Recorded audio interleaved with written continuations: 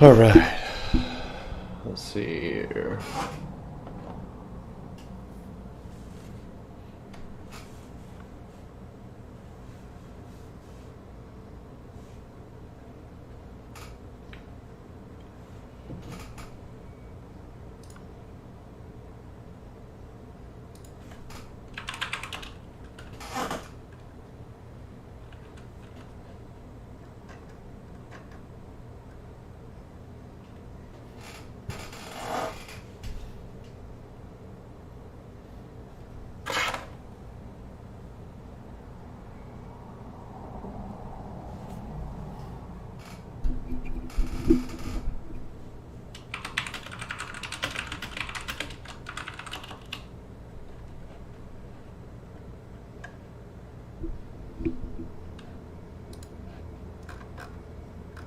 All right, let's see.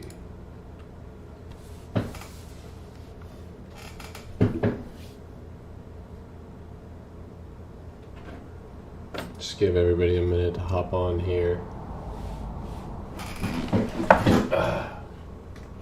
All right, let's go ahead and full screen this. All right, we're gonna go to SPY.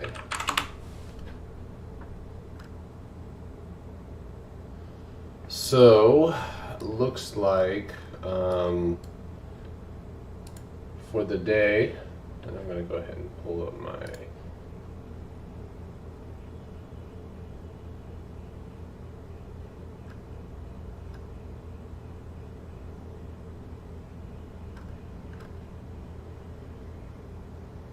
sorry, 1 second. All right, there we go.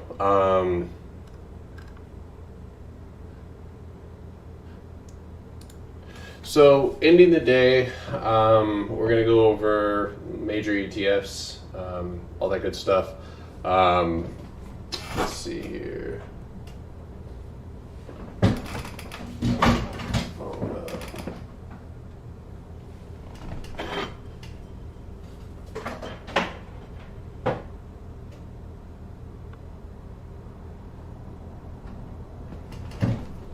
All right, so ending the day on SPY, looks like we're down 0.5 or 56%. This is basically this triangle that we talked about multiple times this week. We talked about how inflation building and being so consolidated here would likely lead us for a break of support. That's what we got today.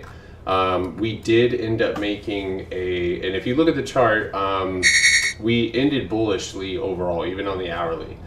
You can see here that we had that almost like algo bounce. And that definitely, obviously if you were in weeklies, you felt that. But looking over inflation, Yazer, are you on with us? Here. Let's see if he's on.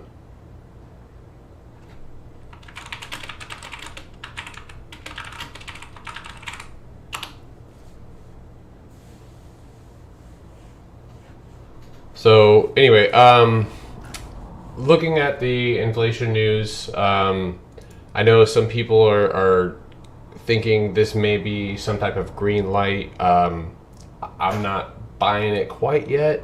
I do think that we could see a little bit of consolidation on this level. This was the level that we marked out on SPY previously in that pre-market prep. And that's exactly where we held today. But if you see this hourly candle here, sellers predominantly taking control here at the end of the day. So looking at the Dow, same thing here, making almost like a rounded top. You end up with an hourly EMA crossover, and that obviously gave us more of a bearish sentiment. If you look at the volume though, or the strength on the MACD indicator, that shows very little strength to the downside, which basically just gives me the indication that there's a lot of indecision in the market as far as inflation news is concerned. So it's definitely something to keep in mind, and we're treading on thin ice. I think it's going to be hard to convince investors to send the market into what would inevitably be all-time highs, but who knows. So the Qs down 0.3% or 37%, excuse me. And we can see here, same story as SPY. Every single thing bounced off of its hourly 200-day EMA. That's always a good mark to watch as far as whenever you're day trading. If something's moving up or down, usually that is a good mark to take profit, or especially if you're looking to scalp or day trade something. Sorry, there we go. All right, so going into tomorrow, guys, I think before I move forward, you can do this on SPY too. Start with your highs and run that resistance down. You could run it off the wicks or the bodies. I'm going to run it off the wicks. I've noticed, I've seen a lot of respect as far as those sharp rejections that we see on those wicks or on those rejection lines. So looking at the Qs, let's see here. Let's draw this line here. So it looks like it got pulled up for another correction. Manny mentioned before he got off that notoriously Thursday, tomorrow has been a bullish day for the most part. So if that holds true, I would imagine that the Qs, along with SPY looking kind of similar, will likely bounce up to the 343 or even 343.15 mark before seeing what could potentially be a third and final rejection. If not, it would likely send it spilling over. So all of this could very well happen in pre-market. If we get a big gap up tomorrow, expect a red day right off the bat. So and that's only if it does.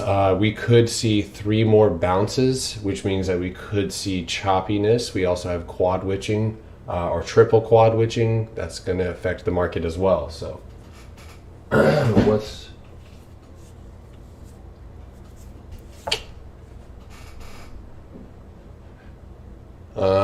okay, so let's take a look at the VIX really quickly. So the VIX right now, we saw today, bounced off that 32.20 support. I did see $35 calls coming in. I saw a couple hedges coming in as well as looking at flow algo. What's going on? Okay, you gotta go. I'm filming right now. I don't right here. Sorry, buddy.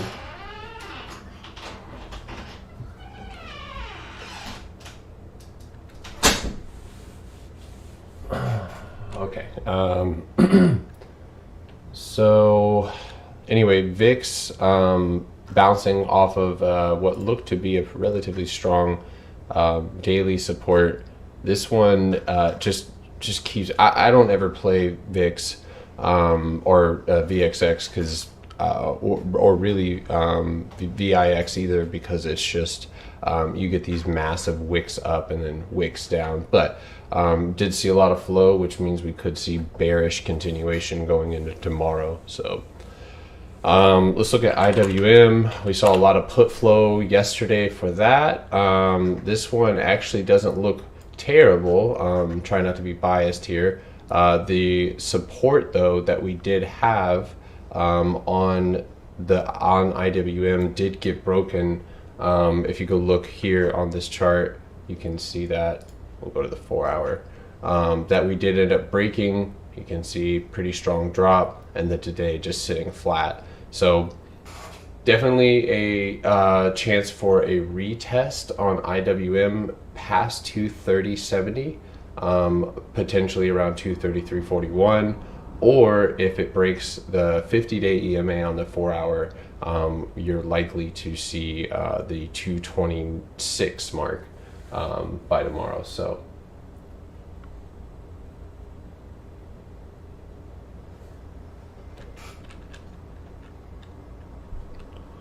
All right. So that's pretty much it for the ETFs. We could take a look at Bitcoin here too as well. I think it's just kind of important to throw in there. I have a pretty simple hourly chart for this one. It does look like it's making a rounded top here off the 200-day EMA on the 4 hour. This one I think may end up breaking here, or we may get a bounce off that 37 or 38 K mark and then bounce out and retest for what could be an ascending triangle. So let's see here.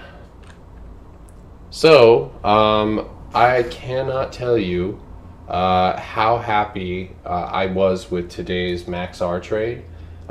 We signaled MaxR. If I go look back in the chat, I think it was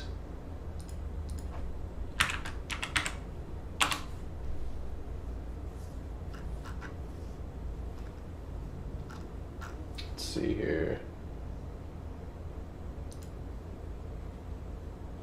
On the 3rd of June, we signaled July 18th and June 18th $40 calls. The June 18th calls didn't end up moving until today. They actually ended up moving a decent bit, but the calls for July ended up being extremely profitable. And this one, I'm super excited. I figured that it would likely reject this 41.75 mark. That is a huge level for MaxR. And I'm a long-term MaxR buyer. I've been playing this company for a long time. I think it's a great company. And just technicals, off of technicals, it looks great. So this one tomorrow, obviously if the market isn't in our favor, we may or may not see MaxR just kind of consolidate in this level as we've seen previously. We did see a big pullback here towards the end of the day. Let's see here. Sorry, 1 second. Yeah. All right, hold on 1 second. I gotta hop on Discord live.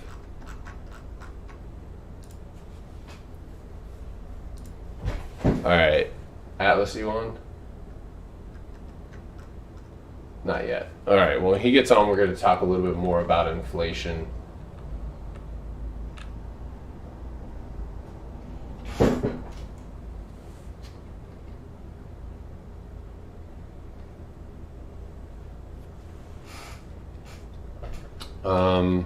Okay, so MaxR, really great trade. Again, looking for continuation, but I do expect a little bit of consolidation here. It jumped up into the overbought level, so definitely keeping an eye on that one. If you look at the 15-minute here, you got a little bit of a bounce off the 50-day EMA. I'll likely look at taking this one again past 40.70 with volume, and of course adding to my position at the break. So on top of that, we had, let's see here, Apple. So going over the trade today on Apple, it was pretty crazy to say the least. So if we go down here to the 5-minute, the first initial, I think it was right about here. Yeah, it was. So the first initial jump up, we shorted Apple. We were able to get a relatively good return on that one, trimming most of them. I did leave one, kind of got stuck in one, but I noticed that on the 1 minute, and this is something that you guys should keep in mind when you guys are charting or playing or scalping. The 1 minute is, especially with all of the high frequency traders, this is what I was watching this morning on Apple. So when it wicked up, I added another put. When it and I had a feeling that it could bounce again, especially building this triangle. And so on the third and final run up, I ended up grabbing one more. And so by the time we ended up getting this massive dump down, I was up over 150%. So That was a really great play today. But going over Apple's daily, and we're going to go take a look at that now. You can see that we ended the day weird. It looks bullish. I mean, if you're looking at the daily or even the 4-hour, let's do this.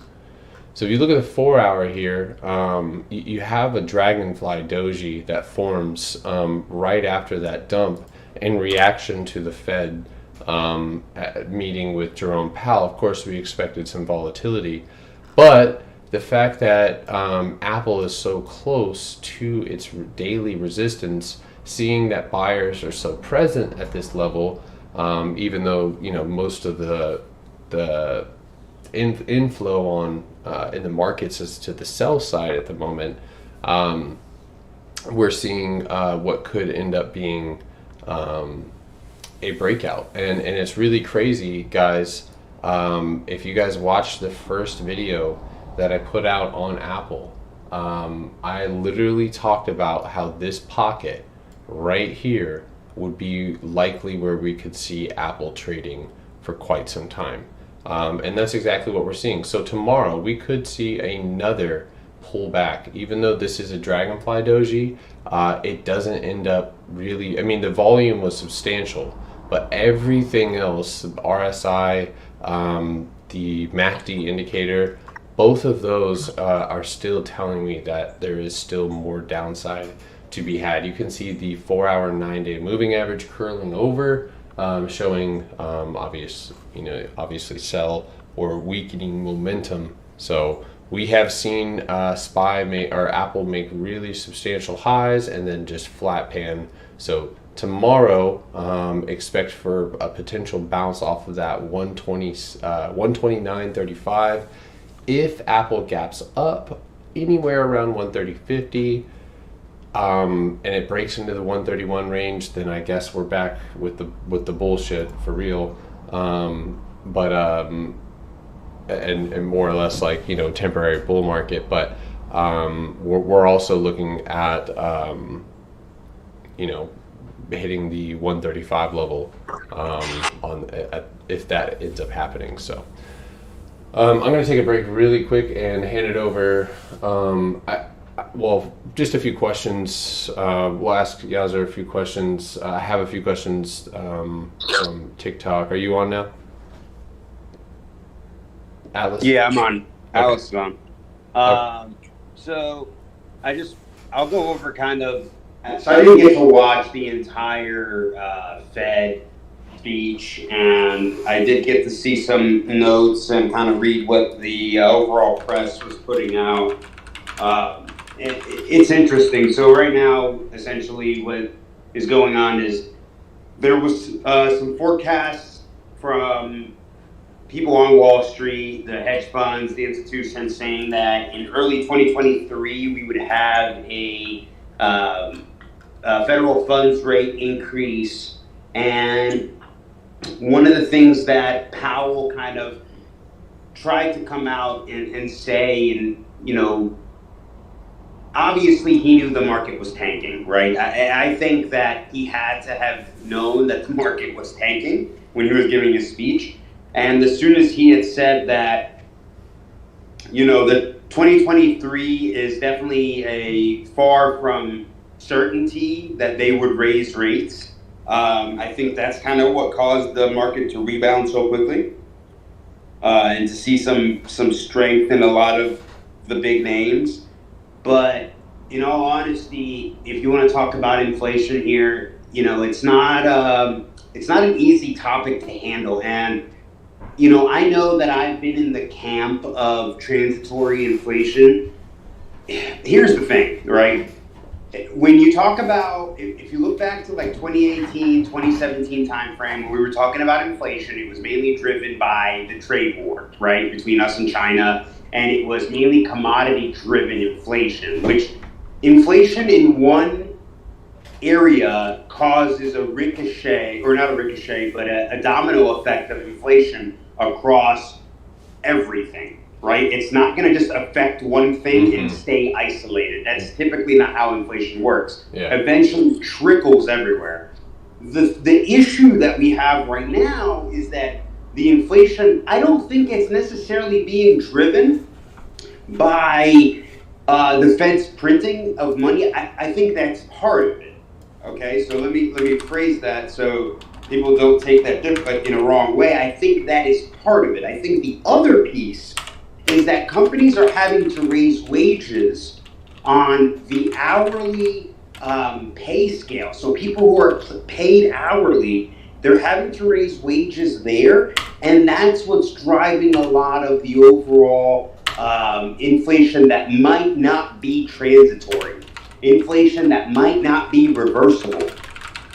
Because when you raise hourly wages, it's hard to come back from that. It really is.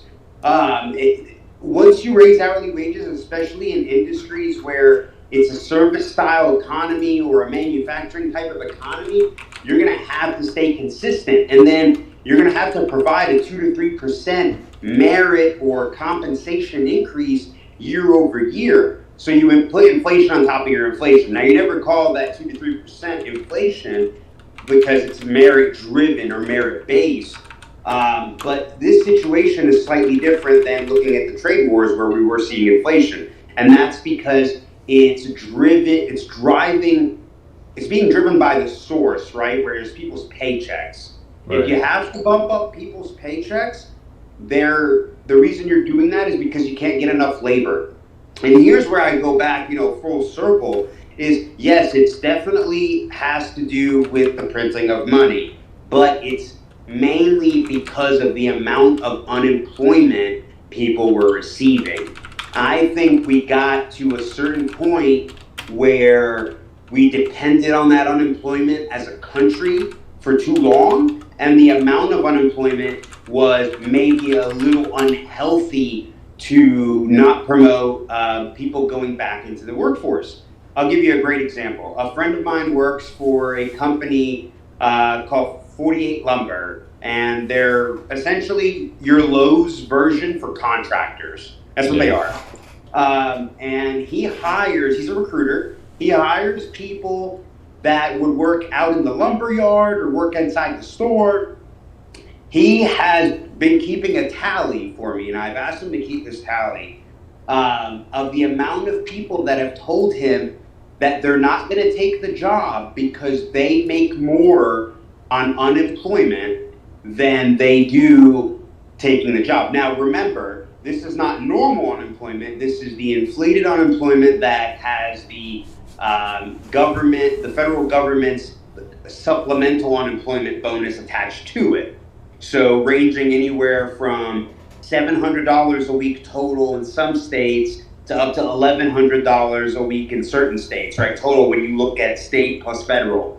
The normal, and I'll give you an example, the normal for the state he's based out of is around $400. So that's perspective, right? It's almost double. Mm-hmm. But the people, he's kept a tally for me, and he's had over 220 something people turn down jobs because they'll be making more off of the federal and state unemployment than they would be working as a shelf stocker at that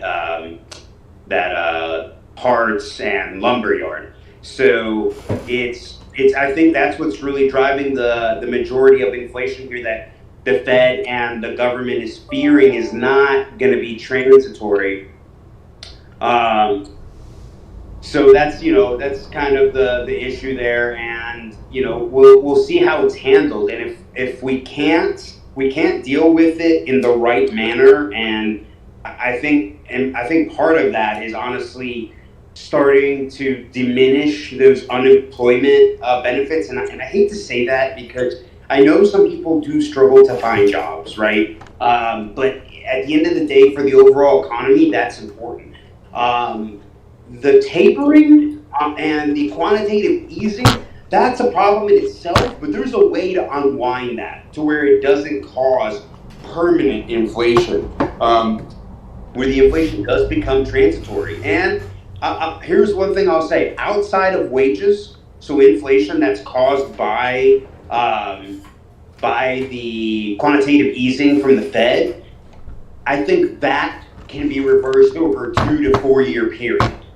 But the inflation caused by wages, that's a difficult one.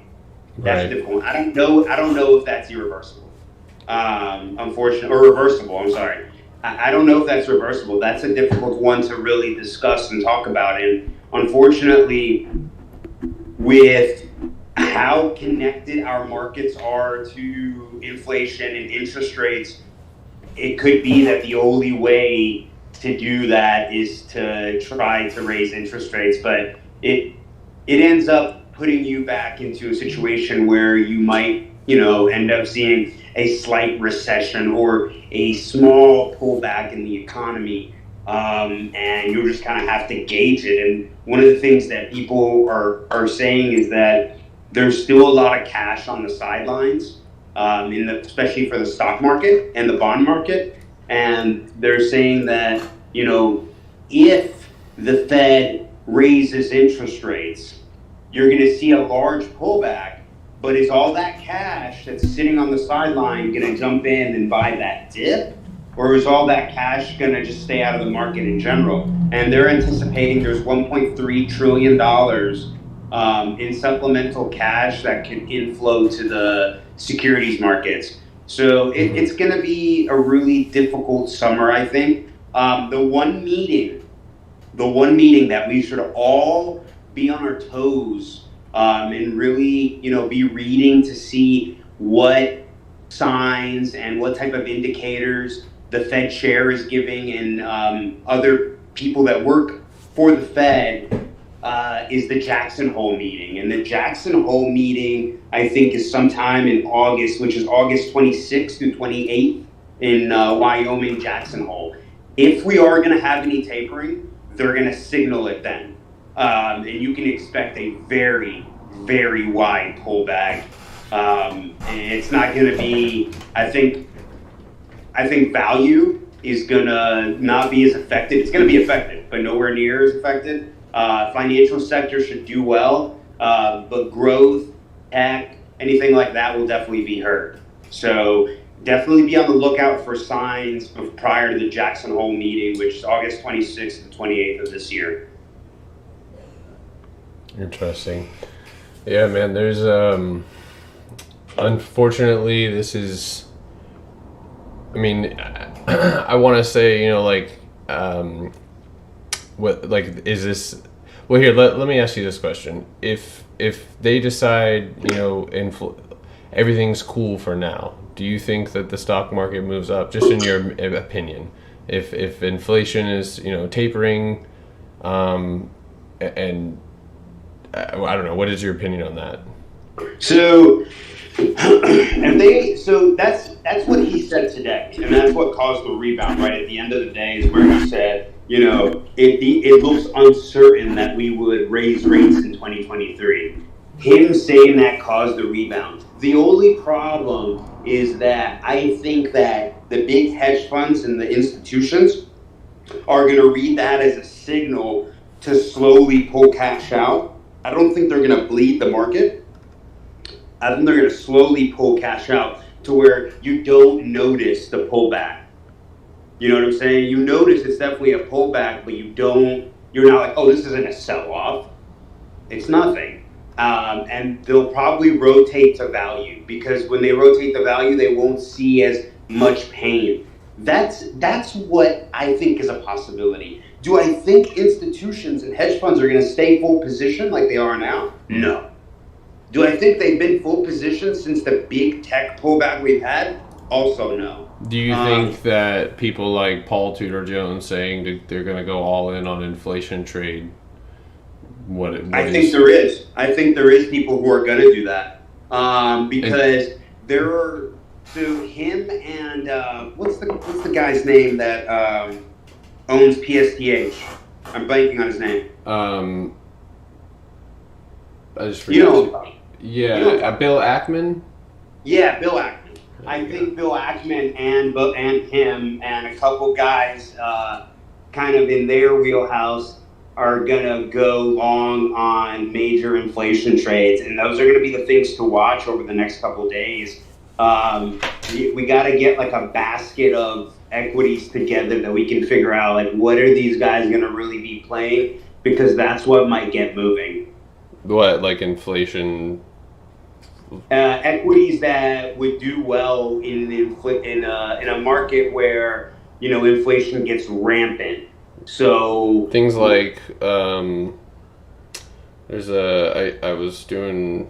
saw a ticker come up the other day that was like anti-inflation. It was I'll find it. is it like a ETF? No, it's actually a titanium dioxide company.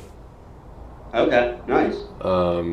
But I'll pull that up later. Okay. Yeah, we'll have to get a basket of like equities to take a look at, and just kind of watch those over the next few days, especially if we start seeing volume ramping up in those stocks. It might be worth starting to jump in and adding positions into those equities, and maybe moving a little bit from growth. But here's the thing for me, and this is just my honest opinion. Growth stocks, like if we start pulling back on growth and we start pulling back on tech, once I find a bottom, I'm going to buy it. I'm not going to buy it while it's falling. I'm going to buy it when it finds a bottom. So especially if so we have this one day in, I want to say it was like early May or in early or late April, sometime around then, where growth stocks took a really nasty hit. I want to say like PLTR dropped to like $16 or $17, something crazy one day. Fubo was like in the 15s and 16s. You see a large drop like that, buy it. It's got to be a marginal drop. That's just my recommendation. Obviously, I'm not a financial advisor, but just my 2 cents. I will say that the majority of the calls coming in towards the end of the day, besides the Baidu call, which has me a bit puzzled, but I'm not sure about that one, but a lot of these, the majority of them, are expiring relatively soon. So it doesn't look like people are putting their feet out there. And there's a lot of money going into the financial sector. Yeah. Yeah, that's just, I'm looking across the board. We're gonna have to. Here's the thing, man. For me, like, I don't know. I have my long-term portfolio, and like I keep that. I'm not gonna take any positions off. I've trimmed stuff here and there, and then added to different positions. But like my day trading and swing trading portfolio, like I'm gonna probably trim some of what I'm swinging, and just not swing as much. But I'm gonna definitely keep some cash around so I can buy dips when I need to. I think what it's going to be for me too is I'm not willing, and I'll put this out there, because a lot of people think that you can just trade.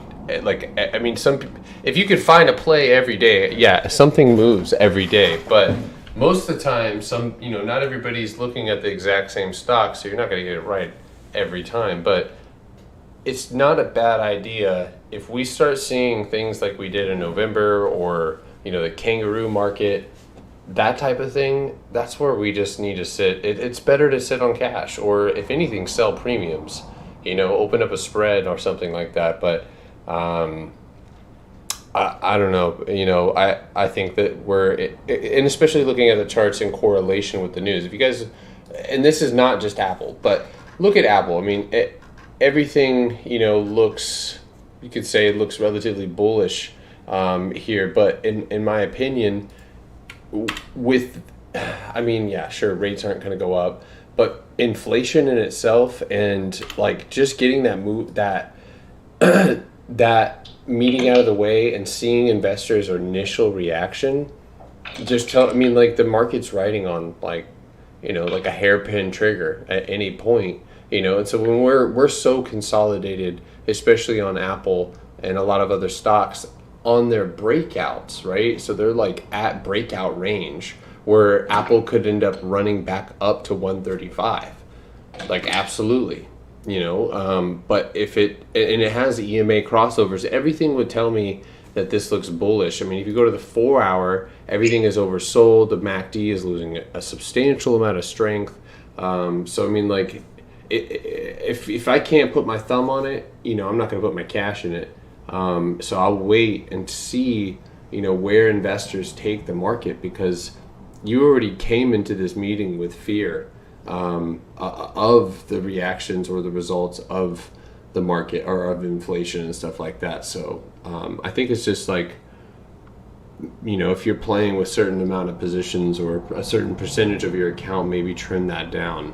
And this is also a good opportunity to learn how to do spreads if we do end up chopping. So 100%. I think spreads will definitely be helpful in a market like this. And then, just being smart about your positions, protecting yourself. Don't get overzealous. I think that there's still money to be made, even in a choppy market. You just got to know where to look for the trades, and you got to be able to say, hey, I'm going to buy this dip, but I know that if it bleeds more than this, I'm going to cut the trade. Yeah.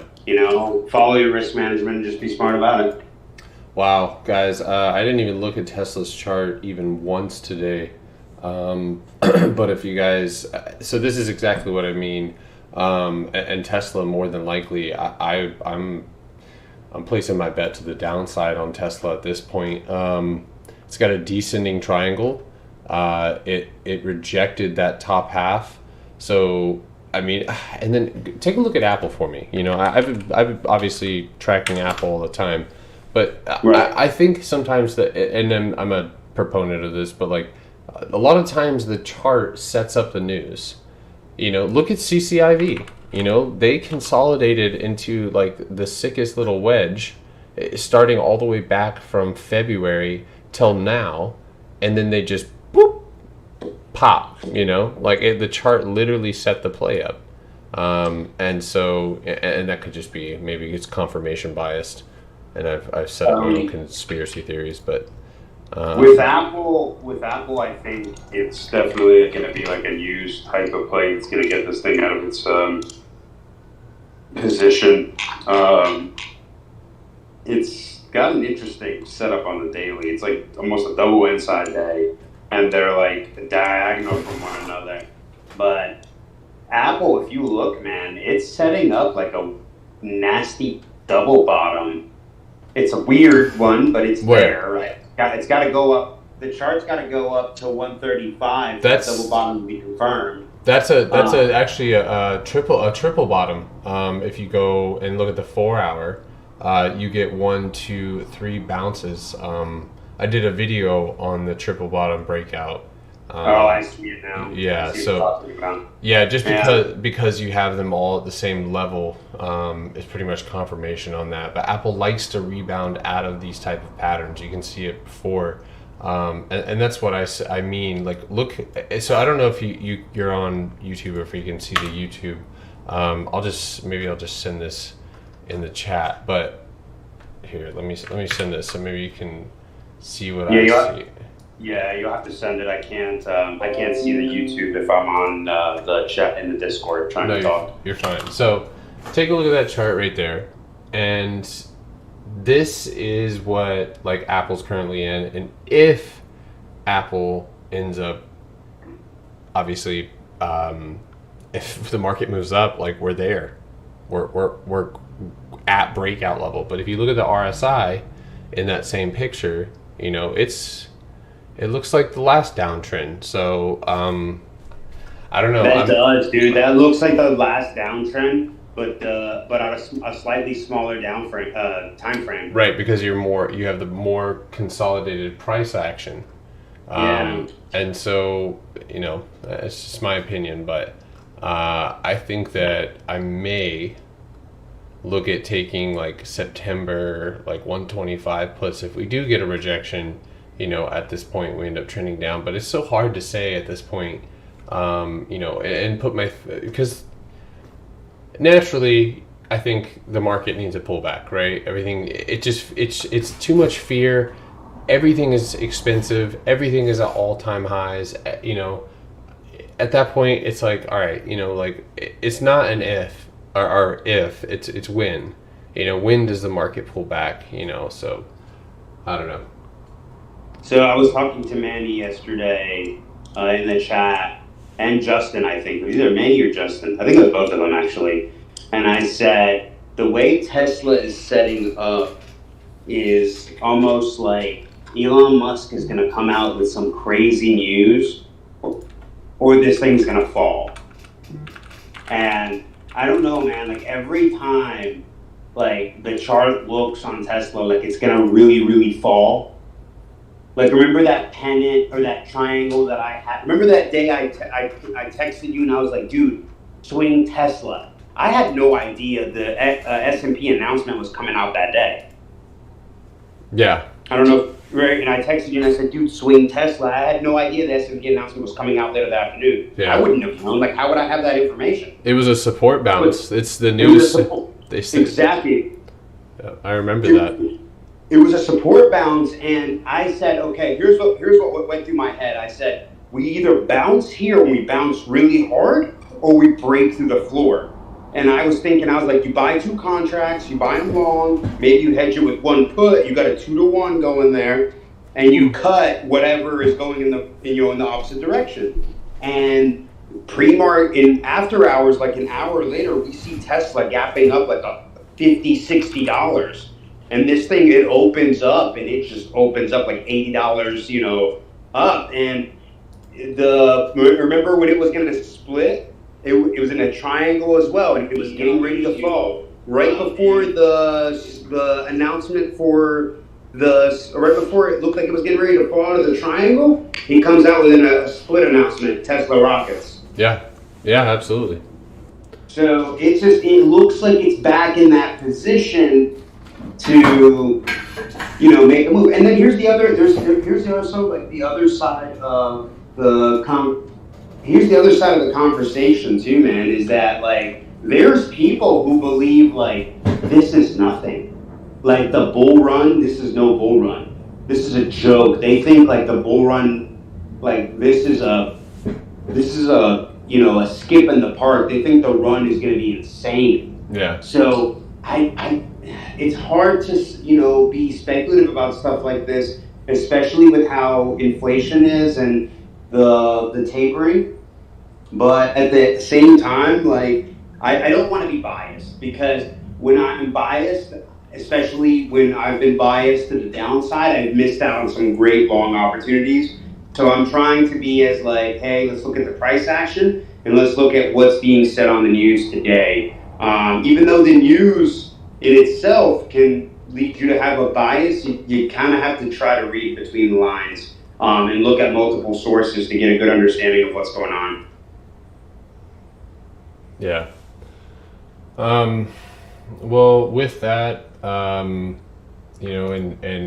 moving ahead, I think it's just, we know what the setup is on certain stocks, certain ETFs. I mean, we saw SPY. I mean, I couldn't think of a better setup to. And what are we doing here in aftermarket? Are we falling again? Yeah, we are. On SPY or what? Yeah. So if you go look at the hourly chart, that correction, the 4-hour chart, that correction was to be expected, I think.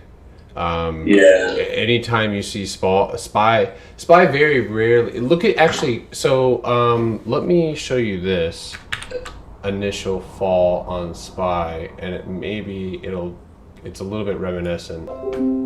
So I'll send that in the chat. That is the previous pullback. So look at that second candle on the screen.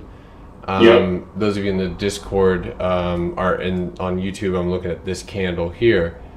This was a huge drop, right? We still lost and fell all the way to 402, all the way from 422. So that first initial drop, we had chop, and then it spilled over.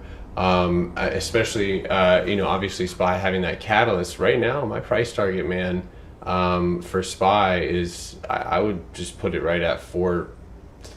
I don't want to be hyper bearish. I'll say 417 475, 47, maybe just 418 on the dot. I think that's where SPY pulls back to. Or 17, you said, right? Right, because if you take it even farther step out and you take a look at the daily, you have this just incredibly large, looks like the biggest trap in the world, basically ascending wedge. And I mean, we've talked about this wedge like 100 times, and it's just stayed in it. And there's actually, here, let me just send it to you as well. Ooh, that's a bad one. So for me, I think that I would say 418, 417. We could definitely fall there. If we want to talk about like a legitimate like pullback, yeah, 400s, like 401. I actually have a gap to fill to 460. Or excuse me, 460 cents. So basically, and then I imagine it would tap. I think that it would break 300, tap 347. Obviously, buyers are going to want to get a good average, just like a short does. Wait, you said 347? No. Wait, no, 397. Okay. Yeah, so 397, 398 would likely be where we would like have a super strong pullback. I mean, look at the last, if you look at the MACD too on the daily, there is no green. It's just nothing. And I just sent that chart. Did I send that chart? Yeah. So I mean, like that we're pretty much trapped here.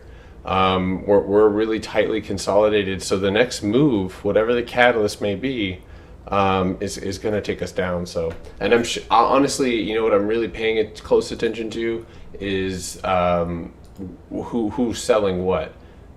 So like quiver quantitative, or if you have access to something where you can see the sells of any type of congressional members or anybody, period. If you just see a lot of selling, right now I don't think we've gotten an update on this website here, but as far as house trading, we have some relatively large sells, but they're like in companies, like INTC,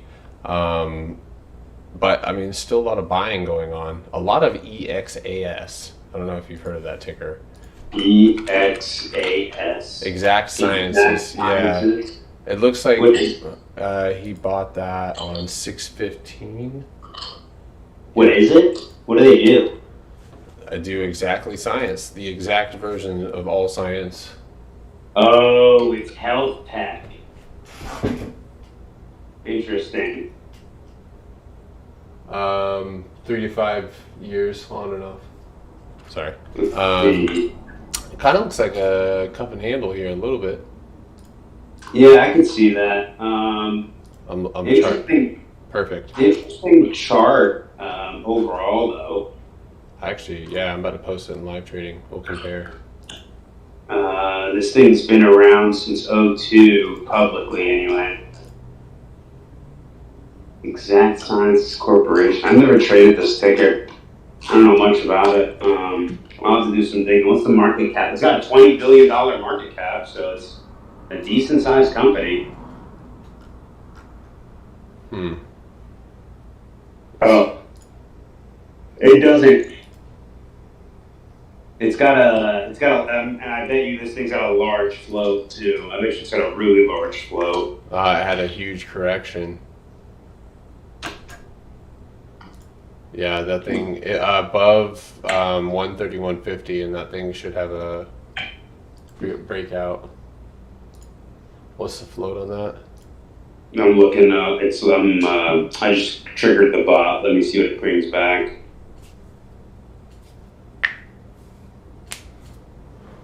Bot's really slow today. Come on.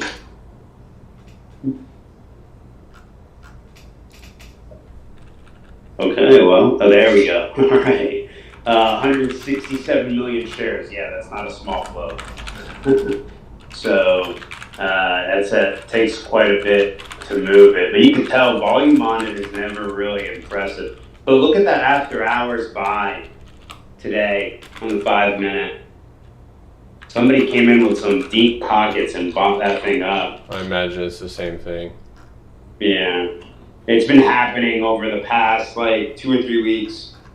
You can see it on the 5-minute. The close has been really strong in volume. Somebody just comes in and buys it up. Yeah.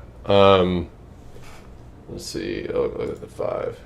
Oh, yeah. I wonder if there's going to be any potential deal that they're going to land with either the federal government It's or got to something. be. It's got to be something. I might end up taking a position tomorrow. Watch that one above 121.30. EXAS. There's a couple different. It's always good. Those of you who Oh are. my God, Garrett! What happened? Look at the ownership. Who owns it? 91% is institutional. What? How does that even happen? So this is just their play toy for getting rich.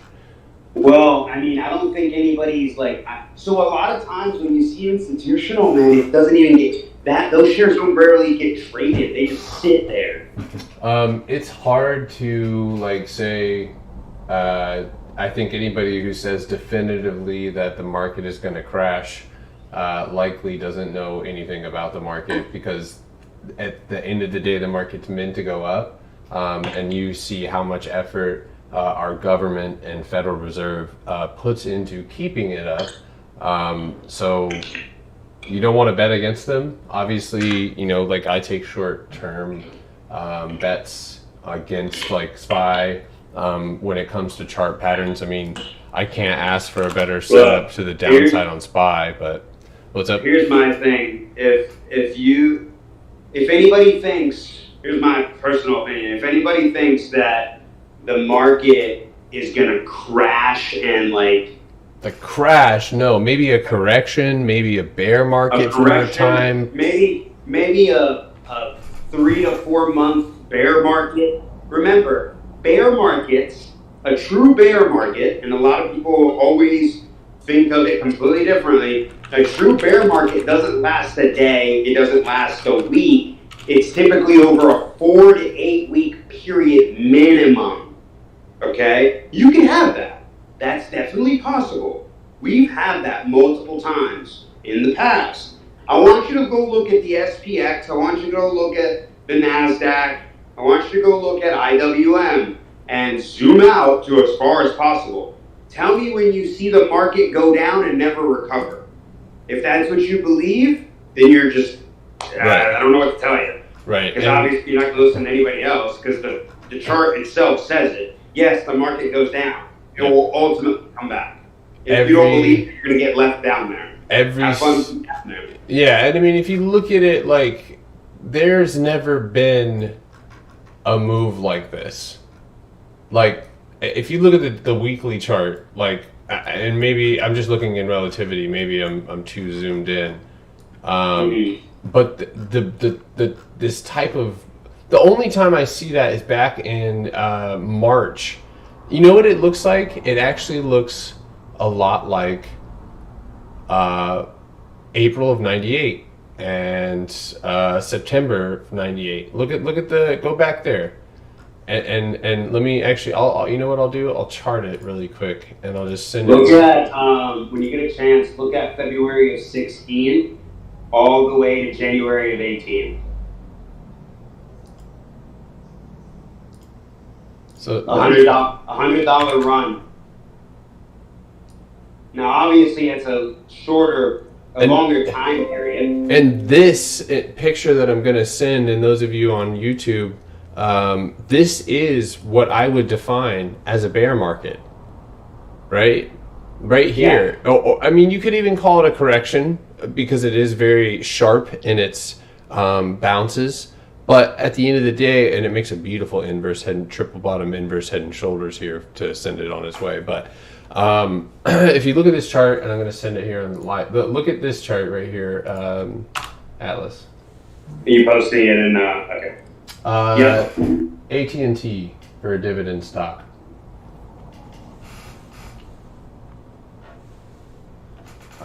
So that's 98, right? Mm-hmm. And then this is today.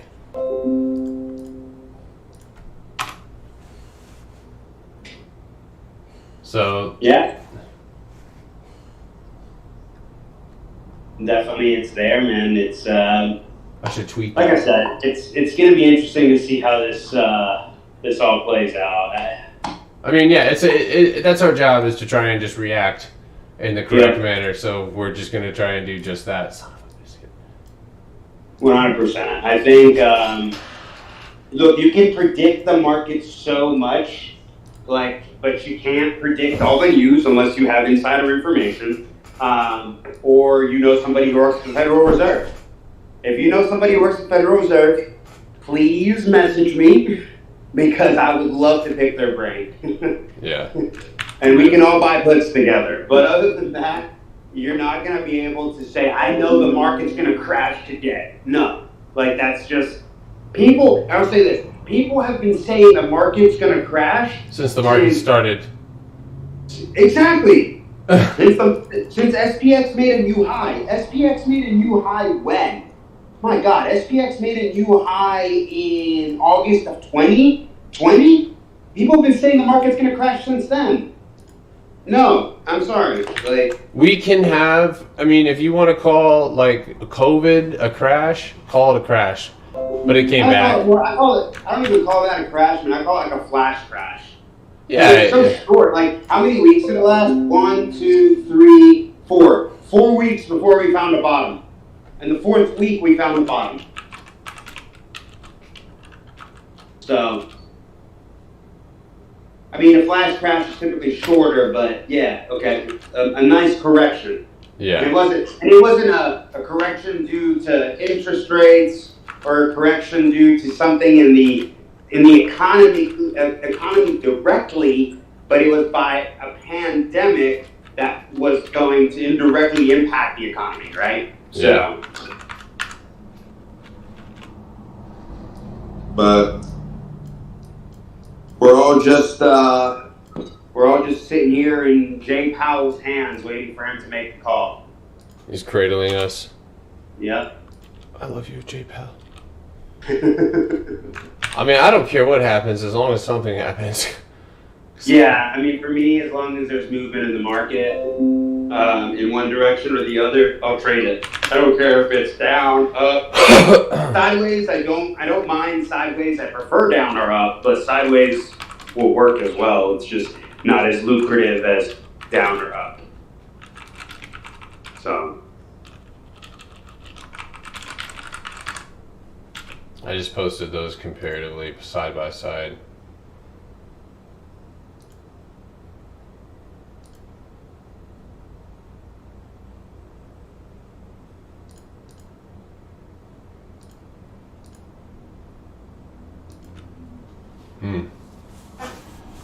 All right. Well, so as far as tomorrow, as far as tomorrow is concerned, it's going to be staying on my toes. I'm honestly, I got to be honest with you guys, looking for a little bit of downside continuation.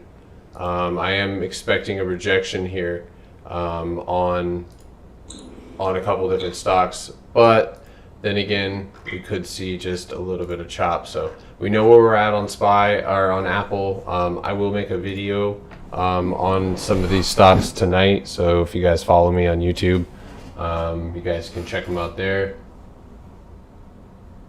I think Mr. Joe Vertigo. Yeah, I can chart AHT. So if you could do that one for him, I'm sure he would greatly appreciate it. Yeah. Here's a question for you. When real estate crashes, will markets fall in a row at least a little? Will markets fall? So like he's saying, is there going to be a domino effect? If real estate crashes, you're going to see everything pull back. Yeah, so everything would likely pull back. I agree. Everything will pull back because it's going to cause a domino effect. Here's the thing, though. I don't think real estate is going to crash. Okay? You have to remember that most mortgage-backed securities are sitting on the Federal Reserve's balance sheet. Okay? If the mortgage-backed securities are sitting on the Federal Reserve's balance sheet. Do you think the Federal Reserve is just going to wake up one day and say, I crashed, I'm not going to turn on the printer anymore? That's not going to happen. No, but I mean, at some point, our dollar, like, there is a. I mean, I don't know. Like, it feels like you can't go any further, but it's felt like that since forever. You know, like they can't keep doing this, and then they just keep doing it. So, I'll say this: back in 2014, when our debt, the amount of debt we had in the country was really high. Obviously, not as high as it is now. There was a debt clock in New York City, and I was in New York City, and I was a lot younger back then. And when I was looking at the debt clock and started reading a little bit more about it on the news and trying to understand a little bit of it, people were always saying, like, the economy is going to crash and it's going to be an '08 again. And they've been saying that since, 2014. But the way I'm looking at it is, back in '08, here's the thing. I think the housing market will correct. If you don't think the housing market will correct, you're super optimistic, and you're a little too optimistic, in my opinion. But do I think there will be an '08 crash? No. No way. No way. They learned their lesson in '08, and they won't repeat it.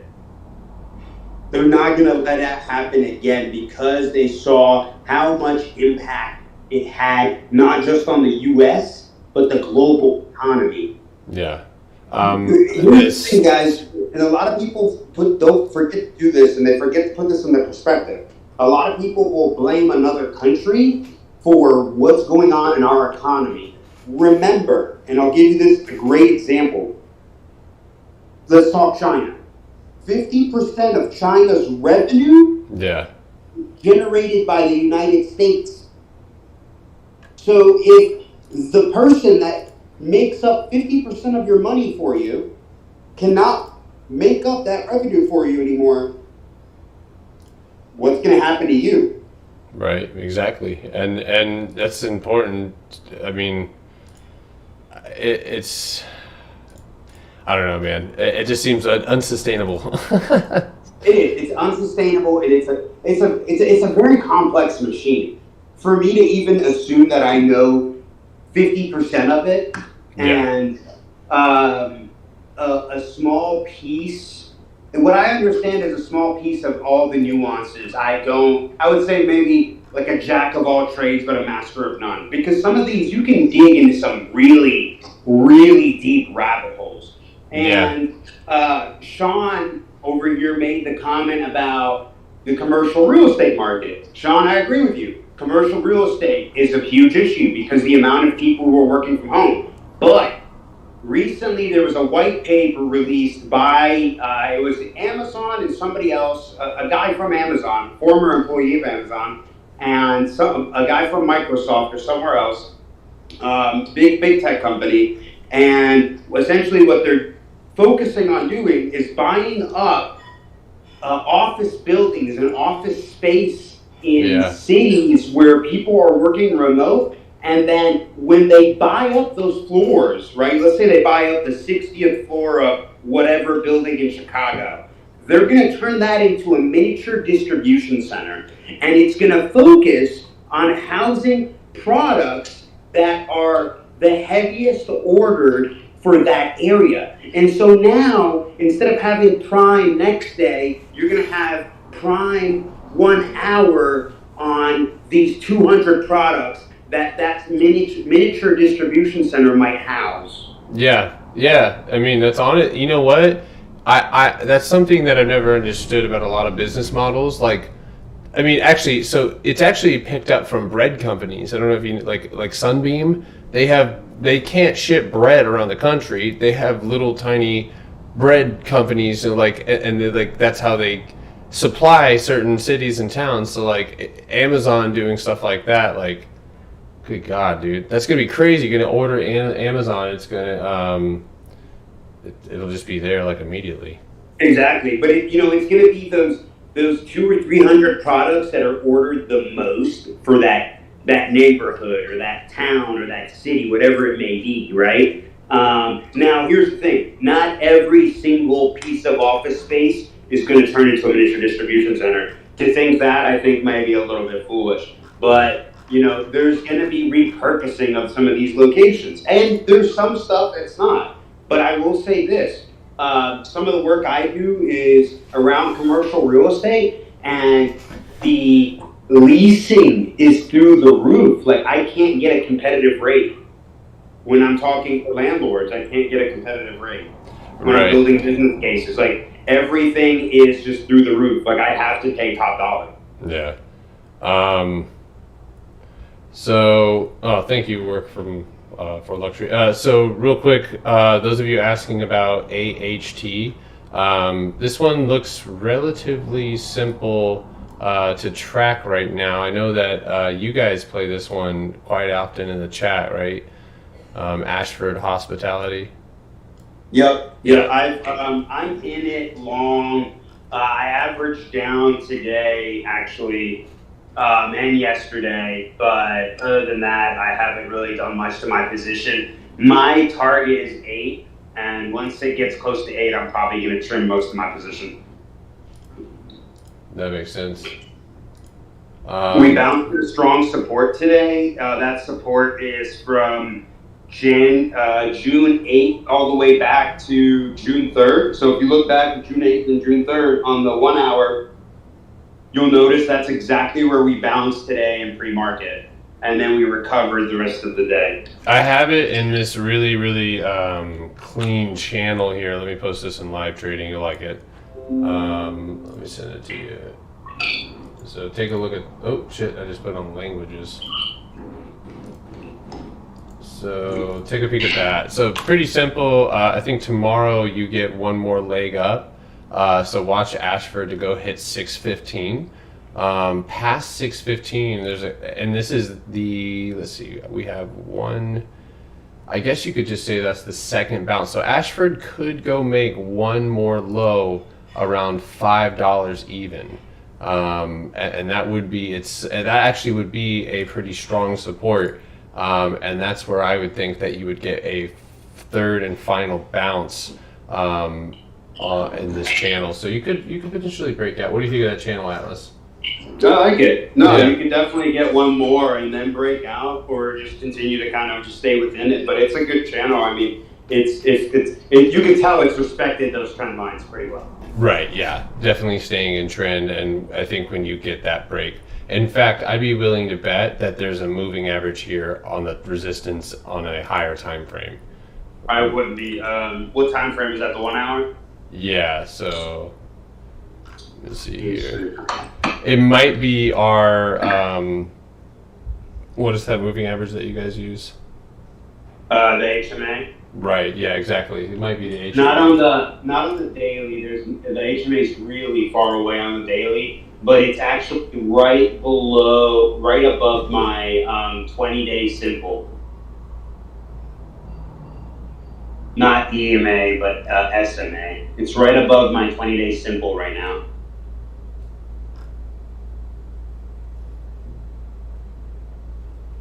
Sorry, I'm reading some hilarious comments right now.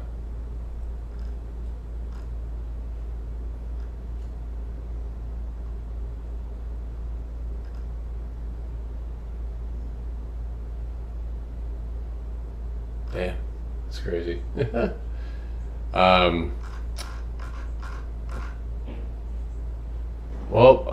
So anybody have any ticker request? I'll take a look at, and we'll pretty much be done for the day. Just go ahead and get ready for tomorrow. I see Alfredo says Chloe looks good like a, hold on, let me pin this message. Hi from TikTok. What's up, Pierre? Or I hope I said that wrong. All right. Wow. I sound even worse. Okay, so we got UWMC. We also have, we'll do that one first because it was requested first. Oof. Wow, talk about a lot of chop today.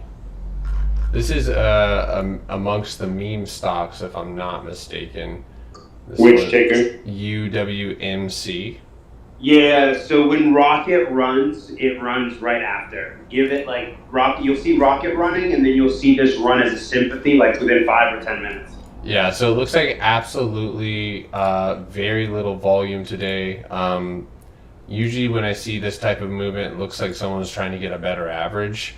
I would look, I mean, it does look like this 960 support level right here. That looks like a really, really strong support. If you go out to the daily, or excuse me, the 1 hour, yeah, wow. So that's what I thought. So that is the 200-day EMA that we're consolidated around. Um, yeah, that's right. 200-day EMA. It's kind of making a bottom, like it might just make a rounded bottom here. Um, but just no volume. It's trading incredibly flat right now. I would just, my recommendation on this one is go down to, like, say, the 15 minute. And let's see, we have a high here at 985. We have another one at 975. And so basically above the 200-day moving average, an hourly or 15-minute candle close above that. And if you see volume pick back up, that could be a good place to add to your position. So, I will say I'm kind of surprised how well it held and dojied on those moving averages.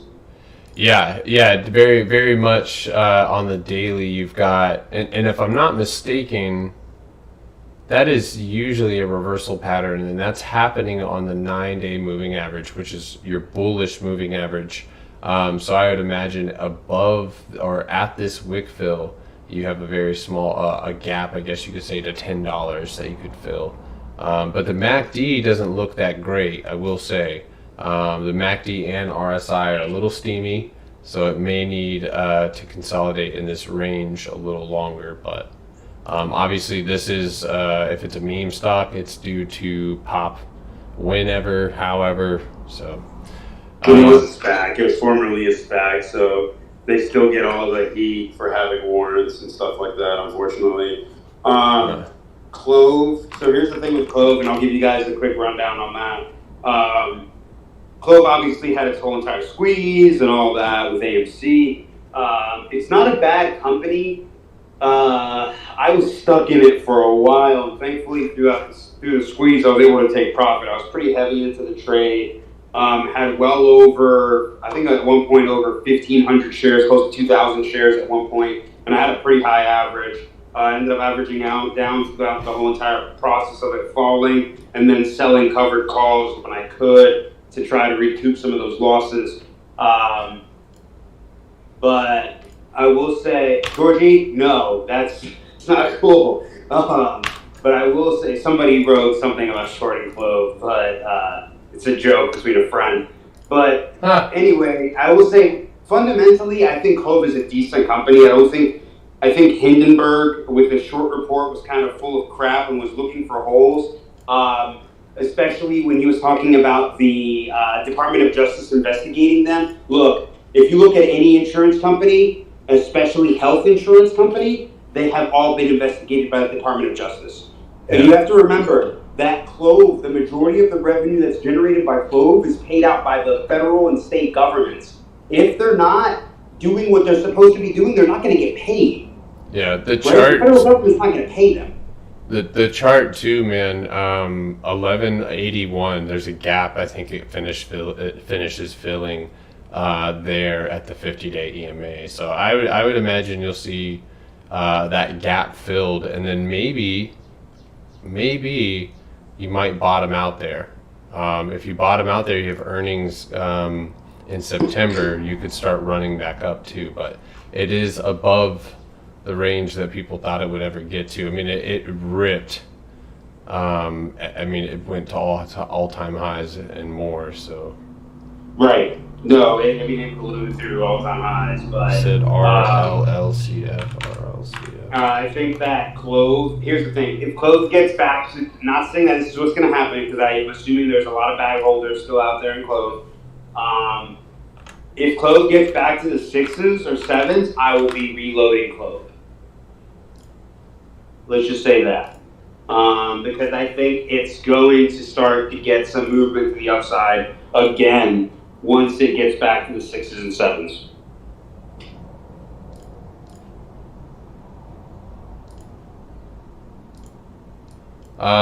So Rolls-Royce, as choppy as this stock is and algo traded as it is, seemingly has an incredible amount of volume. Those of you in the chat take a peek at that one, penny stock, for 4 cents. But this is the, I'm not even going to say that on YouTube, never mind.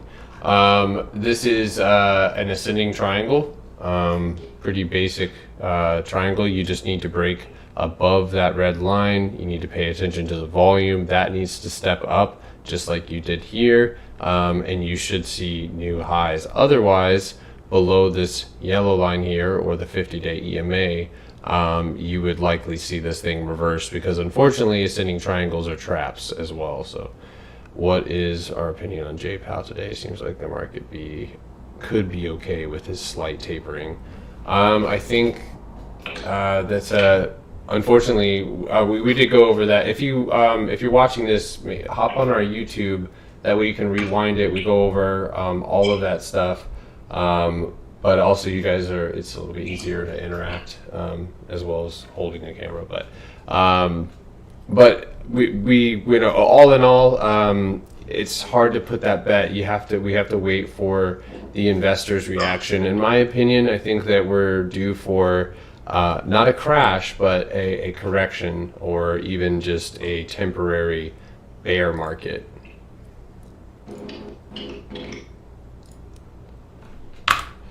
All right, what else do we got? Clove, we got UWMC. What other tickers do we have?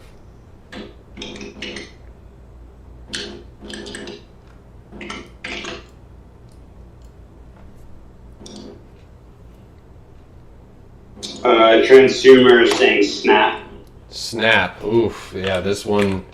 So I saw a little bit of call flow go in today.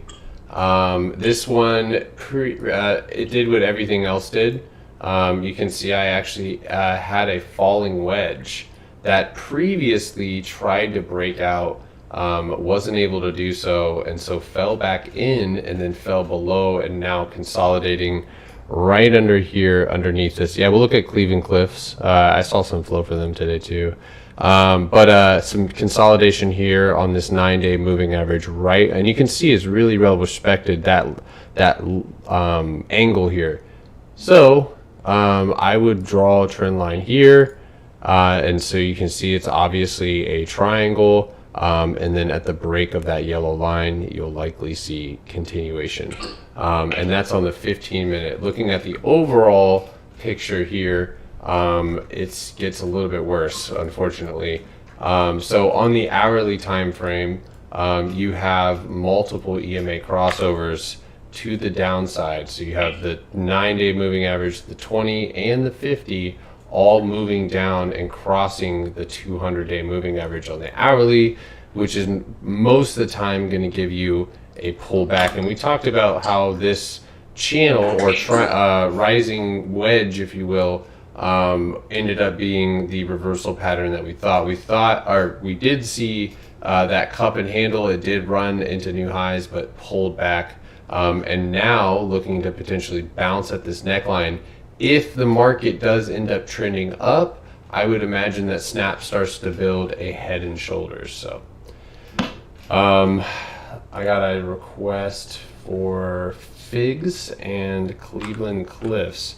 Man, Cleveland we've been playing that one since how long? $2? Yeah. It was like, it was since, or not since, but felt like it compared to now. Cleveland Cliffs, let's go look here. Since it was a wee stock, just a wee little stock. Just a little baby stock. Sorry if anybody's British here, that was terrible. Alright. So, I saw an ascending triangle, or ascending wedge on Cleveland on the daily. That being said, we did see a strong bounce up and out of the the resistance. That unfortunately did not hold, and with today and the last couple of days pullbacks, Cleveland Cliffs has just continued to consolidate here at this level. So in my opinion, if you're looking at trading this one, I would say run your top resistance line here and pull it down, right? So if you pull that back a little bit like this, like so, and then you more than likely are going to get your next leg down here. Let me go look at the 5. Yeah, so you're making a 5-minute pennant. It's like my favorite thing to say.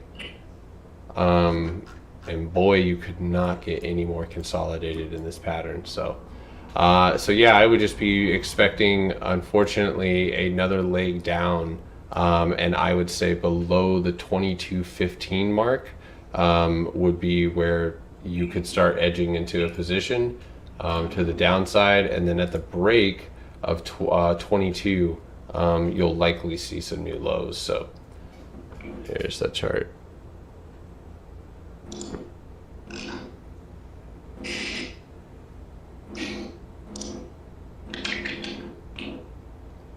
Yellow.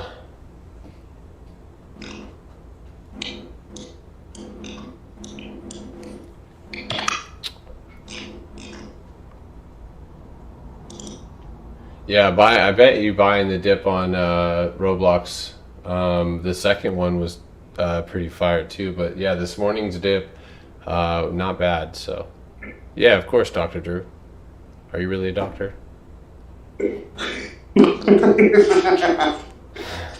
He's the Dr. Drew. The Dr. Drew. Yeah, honestly, I don't know. Figs.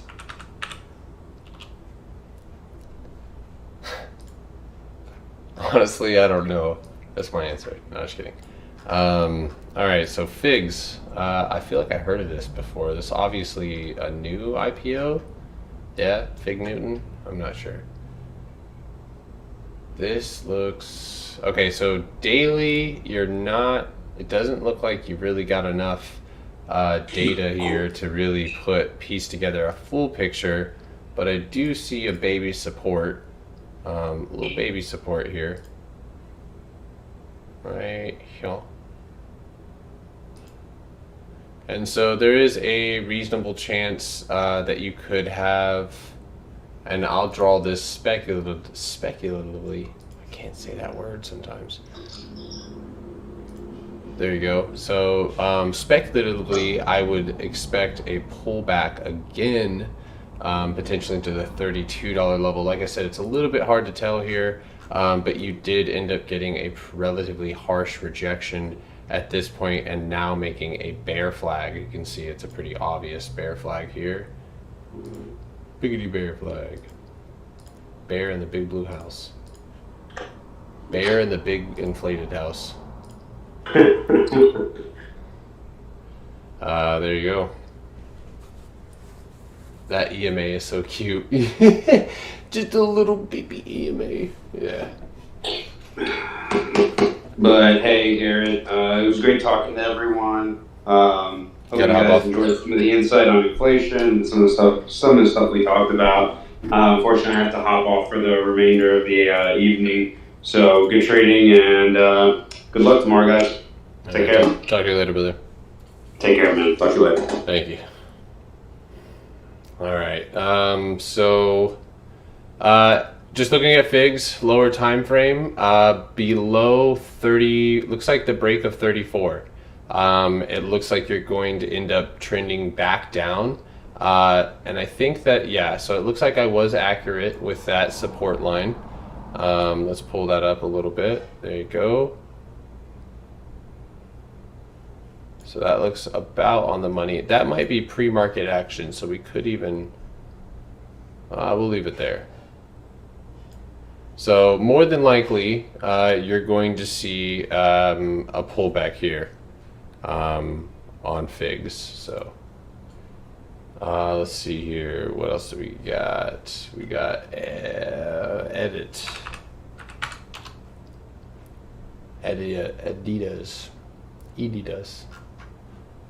let's see here, daily time frame. It looks like I charted this before. I do that all the time. So you very lazily broke out of a falling wedge, but never was able to really pick up any momentum at all. Again, another downside channel here, and you broke out of it, but had no momentum either. So, no volume at all. I can't. The only thing I'm going to say here is it looks as if you're going to start forming a rounded bottom, right? So as long as you continue to hold these trend lines, and you can draw lower time frame trend lines like that, but if this looks like the beginning of a rounded bottom, so.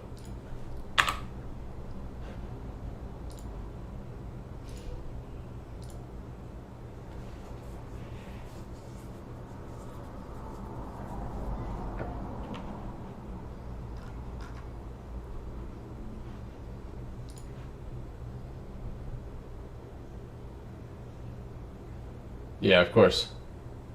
Fubo.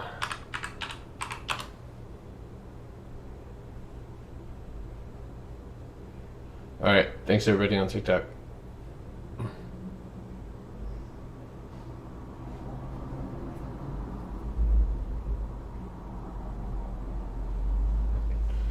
Yeah, we can look at Ford too.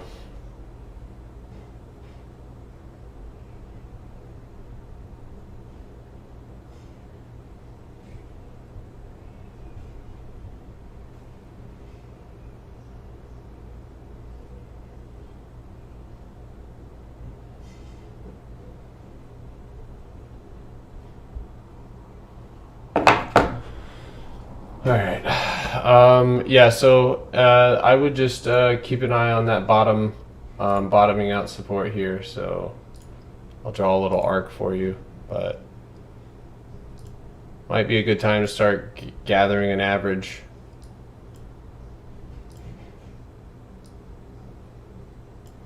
There you go.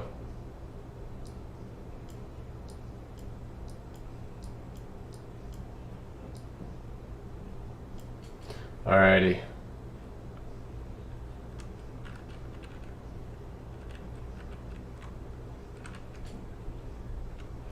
Yeah, so you might start seeing a slow recovery here, so maybe a good time to start just buying shares and getting a good average. So, alright, Fubo. I guess I already have this one charted. Did I do that already? Am I tripping? Okay, you're in a 1, 2, 3. Oh, this one might move tomorrow. It looks like it tried to break out today. Wasn't able to do it. So if it doesn't end up breaking basically 22.85 and then $30 tomorrow, you're likely going to see a pullback.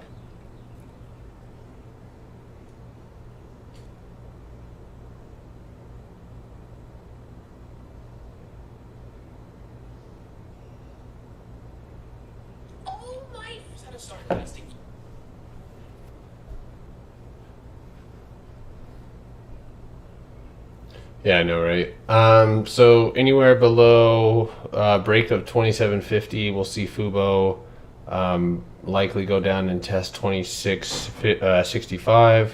Break that, you're heading down above candle close above 29.75, and you look pretty good. So that's in a short time frame, of course. Okay, so Ford. Let's see here, Derek, doesn't look bad at all. So luckily you had this channel here. I keep an eye on Ford, although tomorrow we could end up having rougher waters to navigate. But Ford here needs to break and cruise above the 15.15 level. You can see that's a big support that we broke through really strong. We're holding the 200-day EMA here on the hourly and trying to get a bounce off. If we end up getting a bounce, this would likely, it's the thing of it. The thing of it is when you see something bounce off a certain level, you need to analyze how strong that bounce was. And right now, we're not really seeing a whole lot of bounce on this. So you could even say that it might start forming a bear flag. So just keep an eye on it. But I would say just keep that bottom support line here nice and tight, and then below 15. And that one's going to move down, and then above that 15.15 mark, or you could even say the 15.30 mark. So all right, guys, with that, I'm gonna go ahead and log out. I'll see you guys tomorrow morning. If you guys have any questions, please feel free to reach out. I will post a few videos tonight, so if you guys check those out or see those videos, make sure to leave a comment or a question if you have any. And I will see you guys tomorrow morning, 8:30. Thank you guys for tuning in. Thanks to those of you who left likes as well. I appreciate you guys. Algorithms love them. All right, guys. Good evening.